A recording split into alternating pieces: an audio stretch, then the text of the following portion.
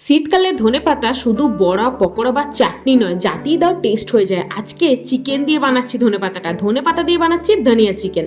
প্রথমেই ধনেপাতা কাঁচা লঙ্কা বেটে দিয়ে দিয়েছি, তারপর জিরে গুঁড়ো, ধনে গুঁড়ো, আদা রসুন বাটা, নুন, কাশ্মীরি লঙ্কার গুঁড়ো আর 2 চামচ ফ্যাটানো টক দই দিয়ে চিকেনটা ম্যারিনেট করে রাখবো। মোটামুটি 1 ঘন্টা ম্যারিনেট করে রাখার পর এবার কড়াইয়ের মধ্যে দিয়ে দিচ্ছি 3 চামচ সাদা তেল আর 1 চামচ বাটার।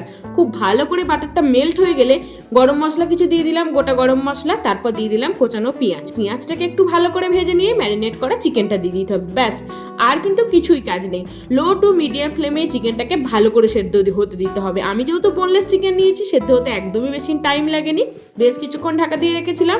যেহেতু এটা পরোটার সঙ্গে সার্ভ করেছি, অল্প একটু চিনি দিলাম আর শেষে দিয়ে দিচ্ছি অনেকখানি ধনেপাতা কুচি। ভালো করে নাড়ি চাড়িয়ে কষিয়ে নেবো আর একদম শেষে দিয়ে দেবো 4-5টা চেরা কাঁচা লঙ্কা। এই ধনিয়া চিকেন কিন্তু রুটি দিয়ে খেতে দারুণ লাগে।